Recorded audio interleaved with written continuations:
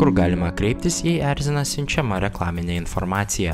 Daugelį mūsų erzina nuolat gaunami reklaminiai elektroniniai laiškai ar SMS žinutės, siūlančios pirkti kokį nors produktą, pasinaudoti paslaugą ar informuojančios apie ypatingą nuolaidą.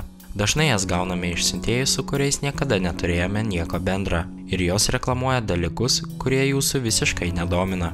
Tačiau egzistuoja būdai, kaip kovoti su tokių laiškų ar žinučių siuntėjais. Pirmiausia, gaudami nepageidaujamą reklaminę informaciją, kreipkitės į jos siuntėją, prašydami, kad nustotų ją siųsti. Jei tai nepadės, galima kreiptis į valstybės institucijas. Daugiau apie kovos su tokia informacija būdus šiame video klipe.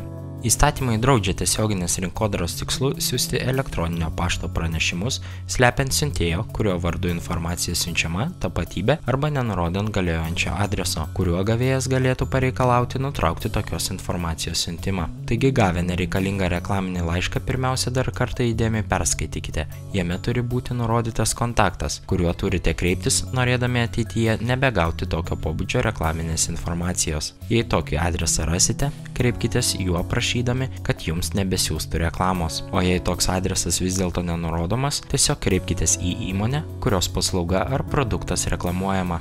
Įstatymai nurodo, kad turite teisę nesutikti, jog jūsų asmens duomenys būtų tvarkomi tiesioginės rinkodaros tikslais ir neprivalote nurodyti motyvų. Tad tokioje situacijoje reklaminės informacijos siuntėjas privalo nedelsdamas ir nemokamai nutraukti asmens duomenų tvarkymo veiksmus bei informuoti duomenų gavėjus. Jei reklaminės informacijos siuntėjo atsakymas jūsų netenkins arba jo išvis nebus, jūs jo veiksmus arba neveikimą galite skųsti valstybiniai duomenų apsaugos inspekcijai per 3 mėnesius nuo atsakymo iš duomenų valdytojo gavimo dienos arba per 3 mėnesius nuo tos dienos, kada baigėsi terminas pateikti atsakymą. Skundą galite pateikti paštu, atnešti į inspekcijos patalpas arba pateikti internetu, pasirašę elektroniniu parašu. Inspekcija apsvarstys jūsų skundą ir pateiks įmonei rekomendacijas, o jei ši neįvykdys nurodymų, surašys administracinio teisės pažeidimo protokolą ir visą medžiagą perduos teismui, kuris skirs piniginę baudą. Tačiau kaip elgtis, jei norite išvengti viso šio vargo ir tiesiog negauti reklaminės informacijos?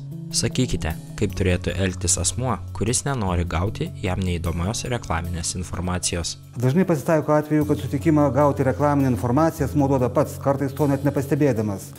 Tas atsitinka, pavyzdžiui, pildant duomenis lojalumo kortelėje gauti.